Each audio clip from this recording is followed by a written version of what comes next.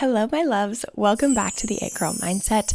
Today, we're talking about 6 tips to become a disciplined queen. I know I talk a lot about listening to your body and really tuning into your body, but that does not mean that we are not being disciplined queens, okay? We're going to talk a lot about how to make your habits feel effortless, okay? Because I know for so long, I struggled so hard to stick with anything I told myself I was going to. It was like I would be on for a week or two, and then I would be so overwhelmed, or I would skip one workout, and then all of a sudden I would throw my hands up in the air and I would have to start over. And so I really help my clients to find ways of being disciplined that actually work for you, okay? This is about hacking your brain. This is about learning actual tools that can help you, not just suck it up and show up, okay? Because that doesn't work. As we know, we've tried to force ourselves into habits and becoming disciplined queens, but this time around, we're going to actually talk about tools where you can show up to become a disciplined queen, okay? Let's get into it. So just to give you some context of who I used to be, I was 20 pounds heavier than I am now. I drank a lot. This was mainly during my college era. I drank every single weekend. I was so mean and horrible to myself. I literally had an alarm clock. I totally forgot about this. I literally had an alarm clock on my phone that said, wake the fuck up and go to the gym, you lazy POS, or something like that. That's how mean I was to myself. Like, I was in my head constantly, okay? And we are not doing that anymore. Being mean and negative to yourself literally will get you nowhere.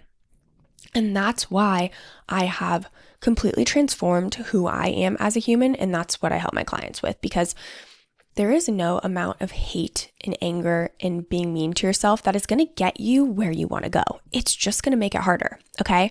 But I am all about hacking your brain because I'm a mindset coach who helps women transform their bodies from the inside out. But your mind is so fucking powerful, and it's time we hack it and use it to your advantage, okay? So tip number 1 is to take action from your future self.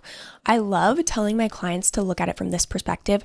If you've already created a next level identity, that's even better because you can visualize that next level identity. But I have so many podcast episodes and YouTube videos about shifting at an identity level, so I highly recommend going and looking at those. But if you are to go and take an action, rather than just being like, oh, I'm tired, I don't want to do it, ask yourself, what would your future self do? Would she take the action or would she not? Okay. Example, you have a workout in the morning. Your alarm goes off. You have the choice to sleep in or go ahead and get up and go to your workout. When you are in these moments of deciding between taking the action or not, that's when you pause and you ask yourself, what would my future self do? Would she get up and take the action, or would she lay in bed? And you take action from their future self, okay? If you are like, well, my future self knows that I did not sleep good. I know it's almost going to do more harm for my body than good to wake up early. If I sleep an extra hour, I'll have more energy for the day, okay? Maybe that's what your future self says. Go ahead and do that, okay? There's no right or wrong way to do it. It's really about taking action from your future self to help you make your decisions easier, okay? We have so many decisions to make on a daily basis. We are just bombarded with information. We have so much decision fatigue. But when you can take action from your future self, it's so much easier. Tip number 2 is to create core values. Your core values actually dictate how you show up. Example, my core value is health. I honestly sometimes don't even consider it a core value because it's just a part of who I am. But anyways, my core value is health. Let's just say, for example, someone asked me to go out and party until 2 a.m. I know that's not going to make me feel good and feeling healthy is my number 1 priority. So 9 times out of 10, I'm probably going to say no. Sure, maybe there's every once in a while where I want to go and do something like that. But for 99.999% of the time, I am taking action from the way I want to feel and my core value. So like I said, feeling good is a core value. Health is a core value. So if it's not going to make me feel good and it doesn't align with my health, I'm probably going to say no. You might be like, oh, that sounds so boring. But it's not, because that's who I am at my core value, okay? And it doesn't feel miserable. It doesn't feel like I'm missing out on anything because that's who I am. Maybe family is another core value, okay? So again, like I said, it dictates how you take action. So if you have the choice between maybe going to a workout and spending time with your family. If your family is a core value and health is not, you are absolutely not going to be going and taking action towards working out. And even core values have levels, right? Because it's like maybe family is number one, then health is number two. Okay, so maybe again, when you're going to make the decision, you're like, okay, I'm going to go with the spending time with my family over going to the gym or something like that, okay? We are all unique and we all have different core values and we all have unique lifestyles. And so I'm not saying that just because family is important to you doesn't mean you can't skip a family event to go to a workout or cut into family time, whatever it may be, okay? But I am saying your core values dictate how you show up. So what I want you to do is I want you to list out what your core values are right now and what you want them to be. And then you can bridge the gap from there, okay? Number 3, and you probably maybe knew this was coming, but meditate and visualizations. Your mind is so powerful and you might as well use it to your advantage, okay? I know I actually have this app called the Higher Self app, and there is a specific meditation on there that is a motivational meditation to help you actually show up for yourself. When you use your mind and you convince yourself to get up and do the thing, go take the action, go be disciplined, using your mind makes it easier. And there are so many meditations, guided meditations, all of the things that will actually make your life easier. So even go and search on YouTube, motivation meditation or something like that. Also, visualization is so powerful and I feel like is so underrated. But when you visualize what you want to do, it's so much easier to show up. Even for my one-to-one clients, I have it's called an Effortless workout flow meditation. If they are feeling resistance to working out, they visualize themselves getting up, being excited, feeling excited, doing the workout, and feeling so good afterwards. It is so much easier to show up when you think about how you're going to feel after. But a lot of times we are in the present moment, we're like, oh, that sounds so hard, but we're not thinking about how we're going to feel after. So using visualization can allow your body to get excited about it because it's like, oh, wow, actually, I'm feeling really excited about working out because I know how I'm going to feel afterwards. And again, with visualizing, if you visualize over and over and over again, what is one more time in the real world? There are actual studies about visualization. For example, there's one, I have no idea where the study was done, but it was essentially they were taking a look at visualization. There was one person that was visualizing doing a bicep curl. There was one person who actually did a bicep curl, and there was someone that did nothing, like didn't visualize, didn't even do a bicep curl. Obviously, the one that did the workout bicep curl with actual weights gained muscle and gained the most muscle. But the one who visualized doing bicep curls actually gained muscle. And the one who did nothing obviously saw no muscle growth. Is that not insane? Your brain doesn't know the difference between real and imagined, and so you might as well use it to your advantage. I do this a lot with clients too when they want to, maybe they have a big dinner or an event and they're feeling anxious about the food there. Visualize yourself going to the event, eating the foods that you want, not overeating, eating until you feel satisfied, you feel good, you're not focusing on it. Visualize yourself doing it over and over again. You've already practiced it a million times in your head. What's one more time in the real world? Because what happens is what you focus on grows. If you are freaking out about it in your head and you're like, oh my gosh, I'm going to go and I'm going to binge eat and I'm going to do all this and I'm going to embarrass myself and blah, blah. You're practicing, you're mentally rehearsing that in your head.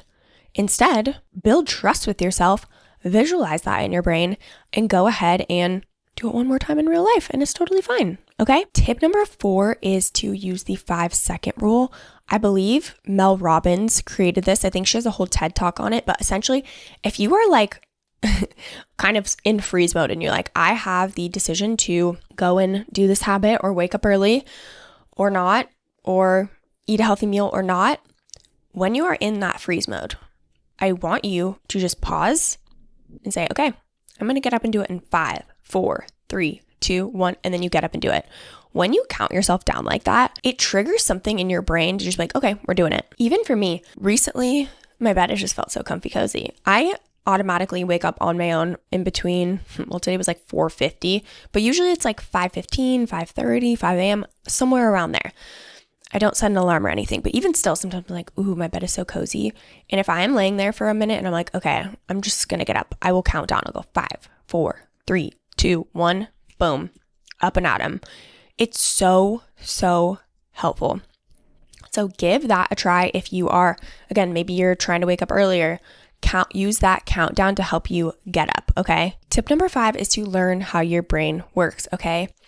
If you have not heard of the habit loop, I believe James Clear, I don't know why, I can't remember his last name. He created the book Atomic Habits. And the habit loop is from him in this book, and it's essentially cue, routine, reward, okay? This is exactly what happens with the habit. You have a cue, that is what triggers your brain to go ahead and do the habit. And then obviously we've got the routine, which is you actually doing the habit and the action you take in response to the cue. And then the reward is the benefit or outcome from the habit or routine. Okay, let's just start off with an example of stop a habit, okay? Cue, routine, reward. Maybe when we go to sleep, we have the cue of, okay, we're getting into bed. The routine that we want to get rid of is scrolling on social media before bed. And then the reward from that is a little dopamine hit, or maybe it relaxes you. Maybe it kind of like detaches you from the now. It allows you to relax, okay? Now, if we want to change the routine, we can work backwards. Okay, let's look at the reward. Peace, relaxation, detachment. What are other habits that you can do to make yourself feel this way? Okay, for me, reading a book. Reading a book really winds me down, but still gives me a little bit of that exciting and dopamine hit, okay? A fiction book, not a self-help book. So what you're going to do is maybe adjusting the cue as well. So we know, okay, we're going to switch that out to feel the way we want. We're going to read a fiction book. The cue now, rather than making it harder for ourselves, we're going to leave our book right on our bed. That's what the cue is, okay? So now we've changed the cue, we changed the routine, and now we changed the reward. Our brain loves dopamine, okay? And that's why we can stay stuck in habits that maybe aren't as good for us, like scrolling on TikTok before bed. But we can hack our brain and use it to our advantage to work in the way that we want. So now instead of the scrolling on TikTok, you've changed the cue, you've changed the routine, and now the reward is still feeling that same way, okay? And the more you can make this easier on yourself, the better. Okay, now let's get into an example of something we want to add. I'll even give you an example of what I have been going through recently. So first off, I wanted to get up and get outside first thing in the morning, but there's part of me that loves to stay in my PJs and loves to be comfy cozy for the beginning of the morning, okay? And not that workout clothes aren't comfy, but it's just not the same as your pajamas and a robe. So the cue was getting up and wanting to be cozy, honestly. The routine was staying in my pajamas. The reward was being comfy cozy, okay? That's not what I want. I want my new routine to wake up, put gym clothes on, take Luna for a walk outside. Luna's my dog, if you're new here. What I had to do was make it easier on myself. So the cue was I left workout clothes on my couch back here. Oh, Luna's so cute. You can see her if you're watching on YouTube.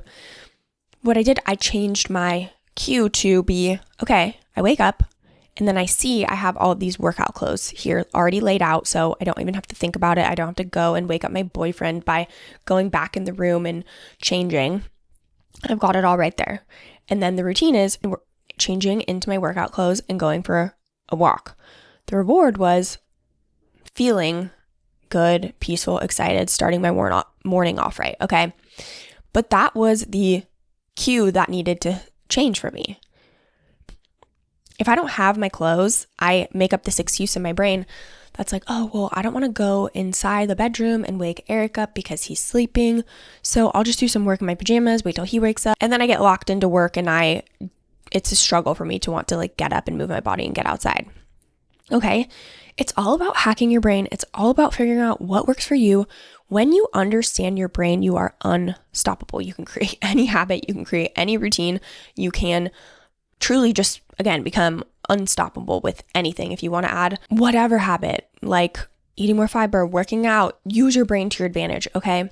Your brain is so powerful, and there are so many tools and tactics to be able to hack your brain to be able to be the person that you want to be, okay? So just to recap, 1, take action from your future self. So powerful. Number 2 is to create core values that align with who you want to be. Tip number 3, meditate and visualize. Tip number 4 is use the Mel Robbins 5-second rule. And tip number 6 is to hack your brain, okay? Use the habit loop, cue, routine, reward in whatever direction you need to make sure you are showing up and becoming a disciplined queen. Being disciplined, honestly, is not hard. You just have to understand how your own brain works and how you are, okay? What's going to work for you is not what's going to work for me. What's going to work for me is not what's going to work for you, okay? You are a buyout individual and you need to figure out your own unique body, your own unique brain, because that makes a massive difference when you are creating change and healthy habits and leveling up. Okay, my loves, that wraps up this episode. I hope you are feeling so excited about becoming a disciplined queen in 2025. Promise you, it doesn't have to be hard. You just got to learn to hack your brain, okay? Don't forget to rate and review and subscribe to my channel and the It Girl Mindset on Spotify and Apple Podcasts. Love you guys so much, and I will see you on the next episode.